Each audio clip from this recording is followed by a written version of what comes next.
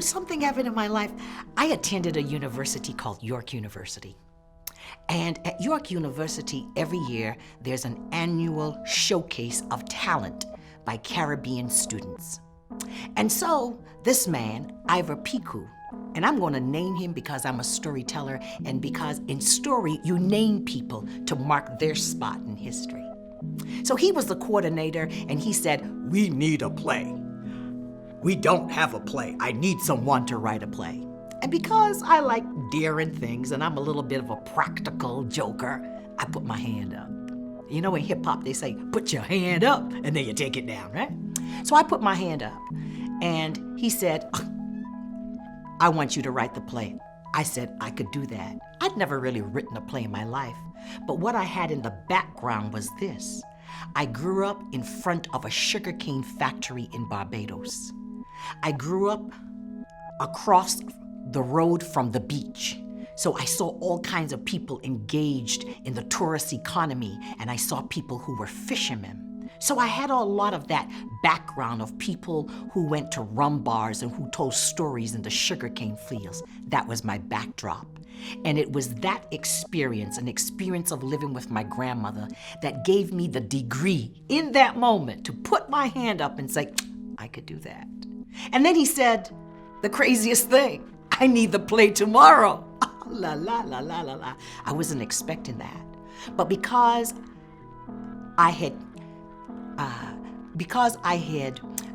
put out myself to the challenge, I had to mark my words. And so I went home and I spent all night thinking about this play. Oh my gosh, this play. And voila, I wrote this play about foreign aid, about one country giving aid to another. And the play was, very well received, and people clapped, and And then I couldn't get the group back together to do this very important play that was becoming popular. And one day, somebody was going to pay us a whole lot of money. And the 5 people that were working with me on the play, they couldn't make the play. But my grandmother always said, in life, if you do not have a horse, you must ride a cow. And I thought about that. And then I figured I would make all the money. You know what I mean? And so I took the play and told it as a story. Now, what was different in that moment was this.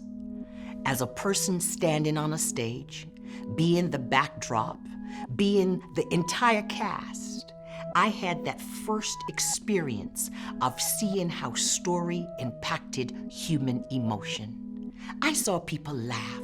I saw them think. I even saw a couple of them with tears in their eyes. I saw the ability of the oral tradition to impact human emotion.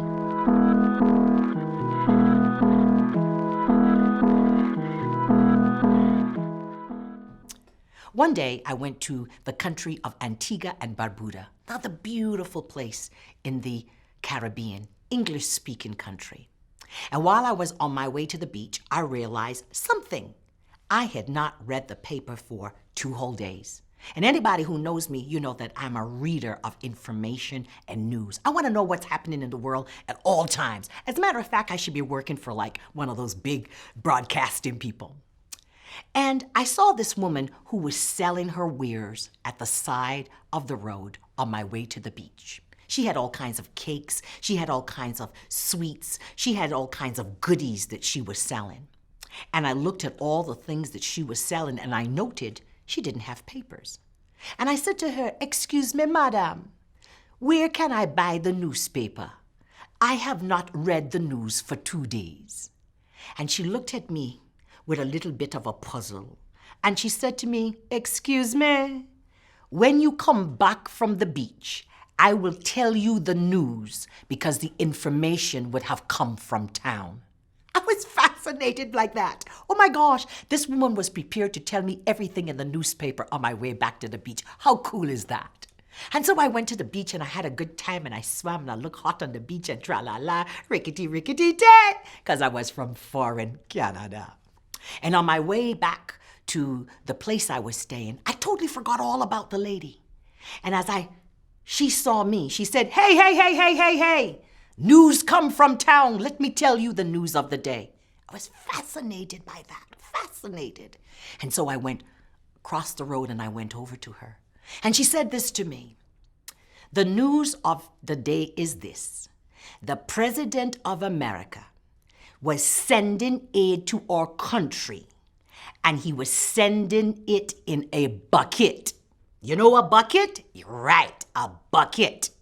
And the bucket has a hole in it, and the aid fell out. That blew my mind. I smiled all the way back to the place I was staying. Later that evening, I turned on the television. It was 8 o'clock, 8 p.m. And the broadcaster and the anchor person came on, and she had a beautiful smile. And I liked the fact that she was rocking a kind of a short fro. That was a political statement back then. Again, a moment of history, that a nation allowed a natural-haired woman to give the news. And this is what she said. Good evening, Antigua and Barbuda. This is the 8 o'clock news. President Ronald Reagan and his Caribbean Basin Initiative plan has met some problems. We will no longer be receiving the aid. And I thought, oh my gosh, I know that already. The lady told me the president was sending aid in a bucket. Bucket, basin, container, same thing. And the bucket had a hole in it, and the aid fell out. What did the anchor lady said? The foreign aid had challenges with it, and so the country was not going to be receiving the aid. In that moment, the power of the oral tradition, the power of ordinary people to communicate information that gives respect, information that gives resilience, and information that just keeps life and everyday business going on. So that is my story, being given validation of the oral tradition from a woman beside the street, selling her things just to raise family to another level. And in that moment, she showed me that she was the 8 o'clock news.